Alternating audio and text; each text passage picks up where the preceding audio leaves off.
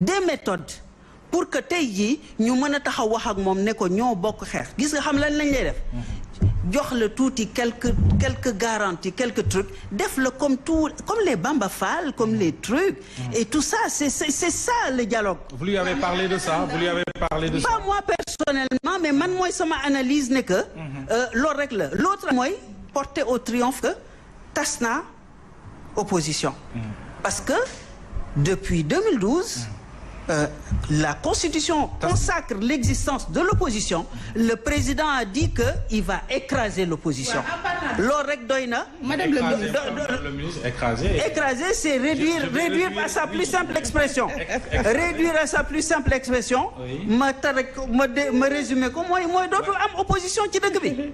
Voilà wala boog mu des ay weccit yoo xam ne bon ñoom tous les grands lutteurs là ñoom Balla Gaye 2 ñoom kii yëpp ñu yóbbu leen fële daal de fi bàyyi ki ma gën a yëpp. parce que ñoo bokkoon salle ñoom yaaw jaal ne leen kaay leen dialogue. Madame le ministre, en dehors du cercle des décideurs. yéen bu ngeen defee seen dialogue. bu ngeen fa waxtaanee ba pare li ngeen fay tënk fan ngeen koy doxalee. dinañ ko doxal parce que 2024 incha allah on sera au pouvoir. kon yéen ay programme de campagne ngeen di wut. non ñeenti point la ñuy dialogue. qui tourne autour de ce qui li tax tey jii ëttu politique bi jaxasoo. autour de nos revendications les libertés publiques et la démocratie Sénégal gis nga dama suivre rajo et télévision Côte d'Ivoire dama rus ni ñu gisee Sénégal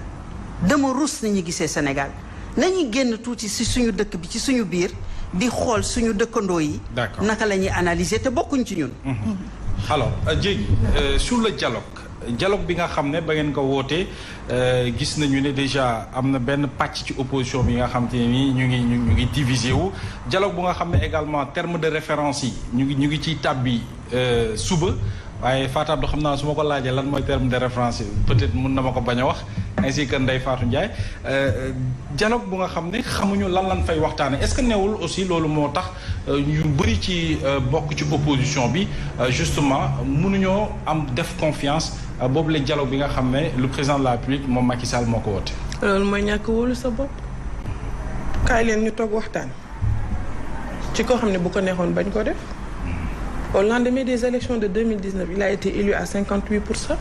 score bu musul am dans l'histoire politique de ce pays avec un taux de participation de 62% mu musul am fii ci Sénégal waaye daa pare rek ni kaay leen ñu toog waxtaan. un filtre électoral. waa may ma des adversaires éliminés au plan judiciaire. Ndeye Fatou temps de parole bi dama koy chronométrer et je vais te le dire bu fekkee madame le ministre mooy wax léegi.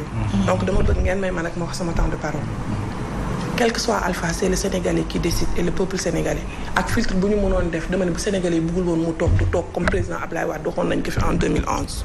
je dis ce monsieur a été élu taux de participation bi déjà loolu moo leen njëkk édifié te bu ko neexoon ma ne au lendemain du woote si dialogue waaye dafa ni kaay leen ñu toog waxtaan xanaa tey li leen arrangé wul Fadab am na lu mu ci wax léegi.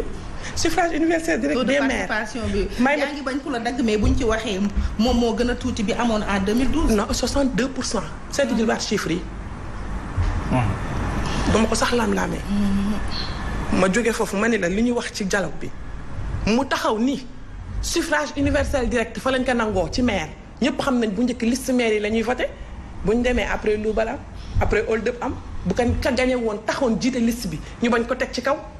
ba mu leen arrangé tey kenn waxu ko woon de après ñu taxaw ñu ne liste yu bëri ñoom ñoo ville les grandes villes ils l'ont gagné à cause de ce dialogue ñu jóge foofu ñu ne parrainage du am au niveau des élections territoriales waxuñu woon ni loolu neexul de dama ne avant une guerre après une guerre les gens se retrouvent autour d'une table waxtaan kenn waru ko mën a bañ boo wóoloo sa xam-xam. c'est après.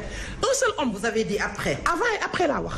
toujours dans le monde. Et au moment parce que du sax. non pendant la non c'est une expression. Mais non, que tu dois pouvoir me permettre d'utiliser. au moment dama ne jege. ma wax ko wolof. jiixi jaaxa bu amee. avant jiixi jaaxa. soit dinañ toog autour d'une table waxtaan ba xeex. xeex ba pare après dañuy toogaat autour d'une table waxtaan. bu ñu nekkee ci jamono joo xam ne nag ñu ngi ci jiixi jaaxa. moo tax ñu war a. je bëgguma la dagg. comme ni ko waxee may naa la ko. non mais seulement da ngay wax yoo xam ne il faut ñu ñëw ci. maa ngi lay déglu. moment boo xam ne yaa ngi woote dialogue. plus de 400 personnes. nga ten ci kaso bi maanaam des arrestations. yoo xam ne dañ leen a tëj ak kenn ku ci nekk délit boo mën ci def. moment boo xam ne yaa ngi woote dialogue un adversaire politique boo xam ne sànq ñu ngi koy wax mënul dem mënul dikk Bougane Gueye qui fait sa tournée ñu ay nervi attaqué ko te ñoo xam ne dañu appartenir ci benn parti bu nekk régime entre autres ñoo xam ne dañu teg ay gàllankoor ci seen ndodd faaw ñu dem pour mën a bokk ci élection est-ce que moment boobu le moment la ñu soxla pour def dialogue bi nga xam ne président est-ce que les conditions sont réunies? est-ce que les conditions sont réunies? Le moment est propice aujourd'hui. léegi nag déglu naa ni teg damaa ba ñu ni teg na nga même amul benn période ci àdduna boo xamante ni dialogue propice le président Macky Sall bu ñu nee le peuple c'est qui le peuple? C'est celui qui donne sa voix. Le président Macky Sall dafa tëb rek wàcc si jaww ji ñëw taxaw ne je suis le président du Sénégal wala ñun ñi ànd ak moom nous ne sommes pas le peuple du Sénégal. Et puis entre parenthèses balaa may tontu ci li nga wax Bamba Fall dama koy delloo njukkal le militantisme. Je suis libre il est libre tout le monde est libre de militer avec qui tu veux. kan mooy jëndal ku nekk kartam ku mu neex ànd ak ku la neex ku mu neex déglu ku la neex mu doy la si tu fais confiance à ton intelligence si tu fais confiance à ton savoir loolu moom yéegee dañu ñëwoon xamul politique. mu woo leen autour d'une table jàpp nañu dañ leen nax moo tax mu waat leen autour d'une table ñu ragal nañ dem toog je dis c'est pas un dialogue politique encore une fois Fat Abdou c'est un dialogue national. lu ko def national lu ko moo ko wax c'est pas un dialogue politique. laajte leen li ko def national mooy du politique rek lañ fay waxtaanee. dañ fay waxtaanee foncier mën nañ fa waxtaanee man ak yow suñuy droit mën nañ fa waxtaanee droit jigéen ñi nga xamante ni tey jii. waa may ma Fat Abdou nag tuuti. non je suis désolée. Fall Abdou nañ civilisé nag. waaw kon bàyyi ma àggale. kenn bañu fi nañ civilisé rek buñ civilisé mooy danga may bàyyi ma àggale ma wax. donc les femmes. elles ont des droits. jigéen tey mën na sëy ak nit ba pare mu fas ak moom tey jii mu bëgg ay doomam génn te fekk na ku góor ki moo ko war a signé mën nañ ko waxtaanee ji tey ji sa dialogue national boobu. le président lañ fay waxtaanee. le président a appelé à un dialogue national et toutes les questions sont permises. et ça je te le dis boo ko weddee si demam nañu wuy ci lan la ñuy ragal togg benn nit boobu. qu'est-ce qui se passe ce que je veux dire c'est que dëkk bi dañ ko war a toog waxtaane ko ci bu tolloo ci benn période te rien ne lui oblige waaye xam nga lu ko waral mooy dañoo bëgg jàmm Fat bi lu waaye am te amoo jàmm ko gën te nag mu nekk nit ku dégg ndigal. kan moo yee fitna bi. kay yee dañ ko laaj Ousmane Sonko ak i ñoñam te nëbbuñu ko. ndax ku wax ñu attaqué la da nga mës a dégg président Macky Sall saaga da nga mës a dégg président Macky Sall xaste da nga mës a dégg président Macky Sall wax bu dëng kilifa diine mbaam wax bu dëng kilifa aada mbaam wax benn wax boo xamante ne ku ko dégg bañ koo naw gis nga day Fatou je milite à la paire waaye président Macky Sall man gënuma man Amadou Ba gënuma kon du ma wax loo xamante ni gëmuma ko on s'est engagé comme yow tu t'es engagé dans ton métier. am na loo xamante ni dëkk bi ñun ñoo ko bokk buñ ko saax-saaxee dama ni c'est pas parce que tu es connu ou reconnu ou tu as 15% de la population que tu dois te permettre de dire ou de faire n'importe quoi. Il y a deux choses qui déterminent un état de droit c'est la liberté ok mais il y a la responsabilité qui est l'autre pendant et la liberté et la responsabilité sous 4 piliers le respect des droits de l'homme mu am l'état de droit mu am l'économie de marché na am loo xamante ni nañ ko teg ci yoon.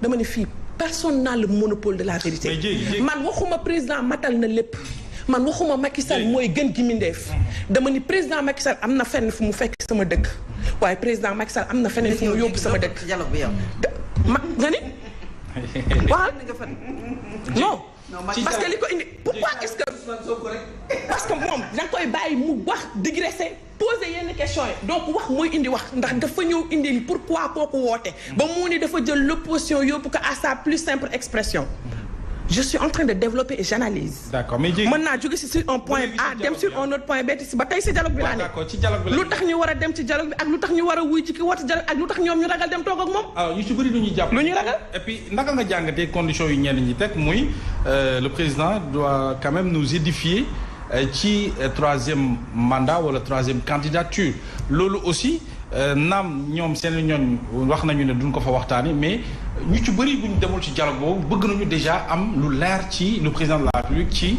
mbirum troisième candidature wala troisième mandat est-ce que aujourd'hui à l'instant T jotul à quelques mois de l'élection présidentielle ñu xam nag président mu lett nit ñi wax baa ñu firuñu ba xam day présenté wu am déet par rapport ak échéance yu ñu jëm loolu bu ñu ko xamee est-ce que jàppoo ne climat social bi ak mbirum dialogue lépp ñu dugal ko ci biir mbir yi du gën a yomb. balaa may tontu loolu damay njëkk ñëw si ñaari choses. wax nañu léegi par rapport dialogue bi lu tax ñu siy dem di wuy te fekk changé nañ fi PM alors que defuñu dialogue c'est son droit. Ah bon? Absolument c'est son pouvoir discrétionnaire Le président de la République a le pouvoir de nommer à tous les postes civils et militaires quand il veut et qu'il veut. Et il l'a fait. La deuxième chose, sur le plan diplomatique, allez-y, vraiment. Allez-y, parce que c'était juste après sa réélection en 2019 ci la dindi poste premier ministre Dièye.